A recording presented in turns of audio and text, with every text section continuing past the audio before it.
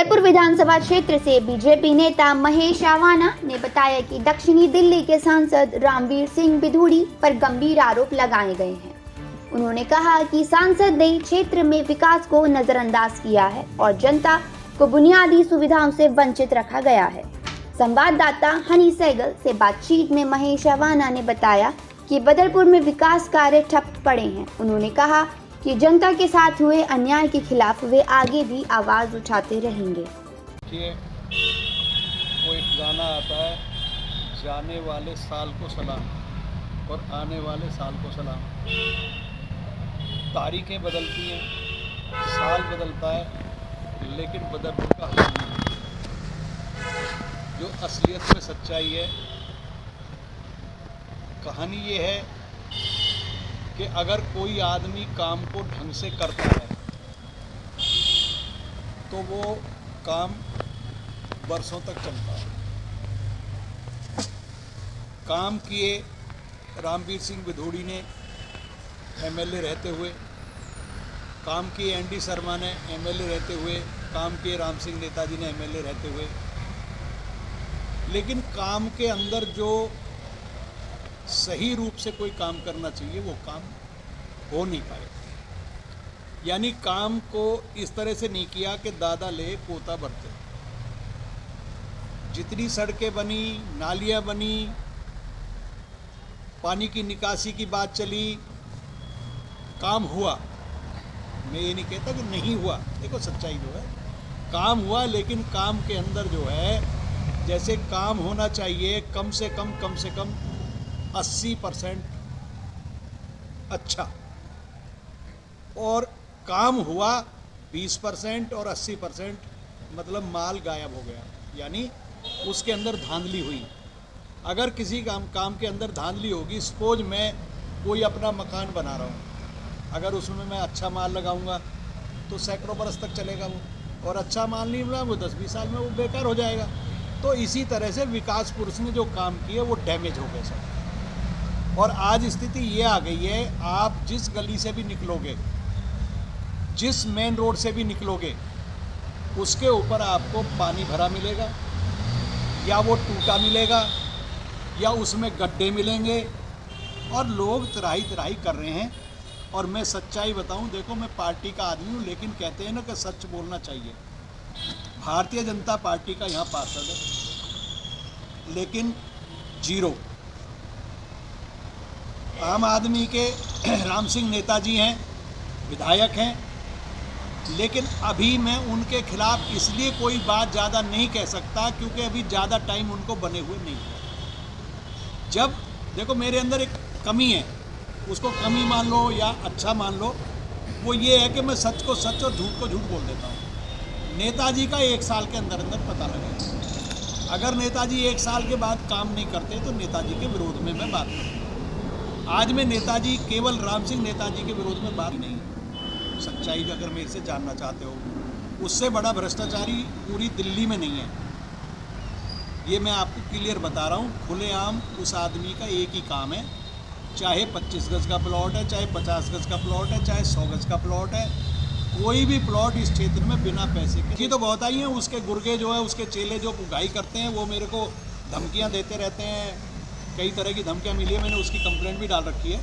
मुझे आज भी रामवीर बिधूड़ी और उसके गुर्गों से पूरा खतरा है, जान माल का खतरा है। मैंने कंप्लेंट दे रखी है, उसे मेरी 5 तारीख कोर्ट में लगी हुई है।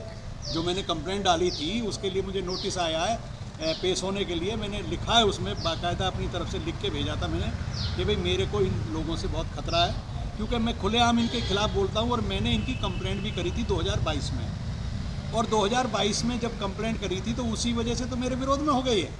अब जब चुनाव आया इनका तो ये चुप लगा गए, और चुनाव में मेरे से पैसा भी लिया। मैं पहले भी बोल चुका हूँ, चुनाव में मैंने पैसा दिया। इसने पीए भेजा अपना, 2-3 लाख मेरे से एक दिन लेके गया, 2 लाख एक दिन लेके गया, 5 लाख रुपए तो नगद लेके गया। और मैंने वो पैसा ऐसे नहीं दिया, इनको मैंने फ़ोन किया कि ऐसे ऐसे। मैंने कहा जी बिधूड़ी जी, वो आया है बचन और वो पैसे देने, तो उन्होंने बोला दे दो पैसे। मैंने उनको 3 लाख रुपए दे दिए। उसके बाद में तीसरे दिन फिर बचन आया, बचन ने कहा जी वो पैसे मेरे पास हैगी, रिकॉर्डिंग भी हैगी उसकी। वो मेरा कैमरा लग रहा है ना, वो जब आया अंदर तो उस कैमरे में रिकॉर्ड है, वो पैसे लेके गया है, वो मेरे पास फुटेज भी है। लेकिन मैं पार्टी की बदनामी की वजह से अभी तक नहीं चाहता कि किसी तरह से एक सांसद की इतनी बड़ी बेइज्जती क्यों करूं मैं खामखा। वो कह देगा मेरे तो पीए अपनी मर्जी से लेकर आया, अपनी मर्जी से दिए उन्होंने पैसे, बोल देगा वो, तो कुछ भी बोल देगा। देखो क्या है, आज उसकी सत्ता शासन में पकड़ है, मजबूती है। मैं तो एक आज काउंसलर भी नहीं हूँ, पार्टी का सदस्य जरूर हूँ, पार्टी का कार्यकर्ता हूँ, तो वो कुछ भी कह दे उसका कोई फर्क नहीं पड़ता। वो तो अभी किसी आदमी को ये कह रहा था कि मैंने तो एक पैसा भी नहीं लिया, तो देखो इसका तो कोई इलाज नहीं है। अब मैं झूठ बोलूँ कोई चीज़ तो मेरा क्या इलाज है? सर एक आखिरी सवाल आपसे जी, तो मेरा कहने का मतलब ये है कि जब जैसा राजा होगा वैसे ही प्रजा हो जाएगी।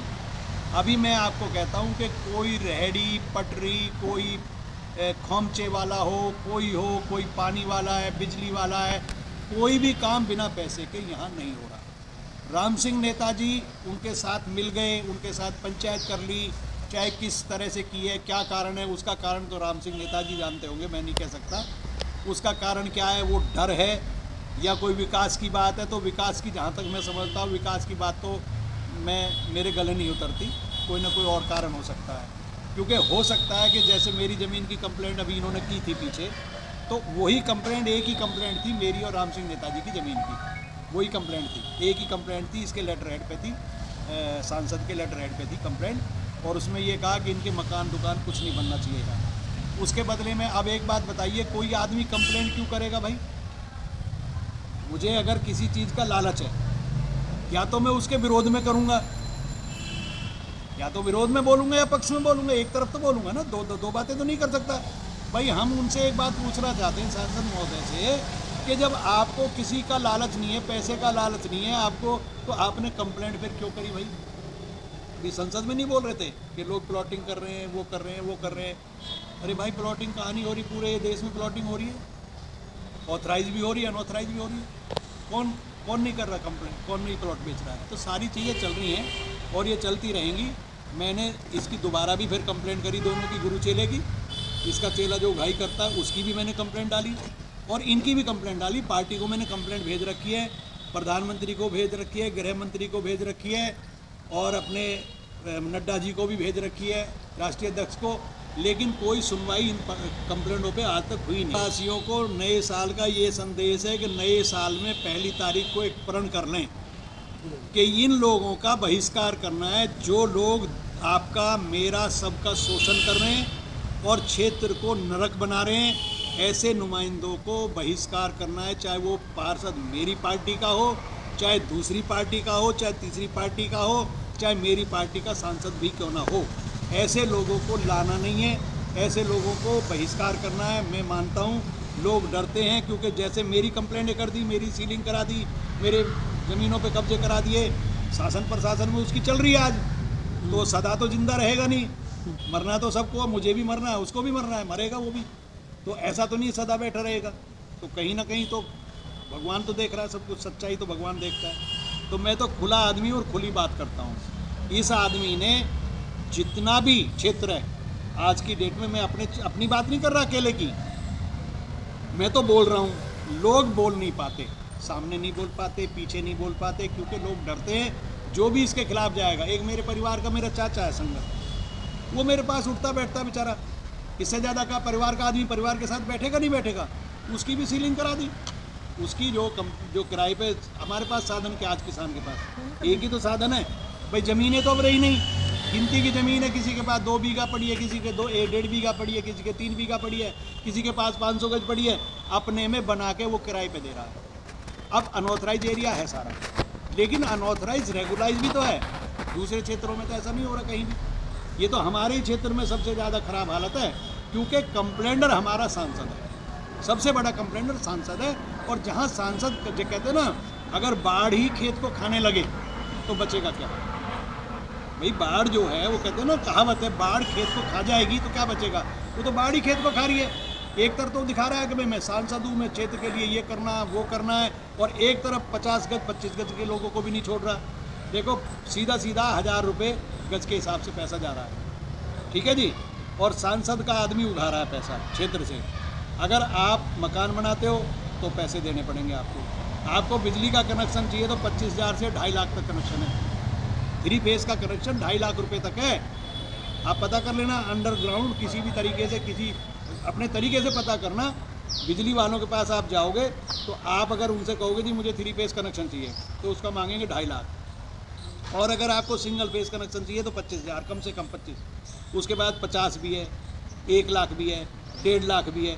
मतलब जैसे जैसे आपको सिस्टम से चाहिए, जितने किलोवाट के हिसाब से, उसके हिसाब से उसका पैसा बढ़ रहा है। ठीक है जी। आप पानी का कनेक्शन लेते हो उसका भी पैसा लग रहा है। मतलब कोई भी काम ऐसा नहीं है कि जो बिना पैसे के यहाँ हो रहा है। नेताजी उसका कुछ नहीं बिगाड़ पा रहे। विधायक बन गए, उन्होंने समझौता कर लिया। क्यों कर लिया वो तो उनको पता है क्यों कर लिया।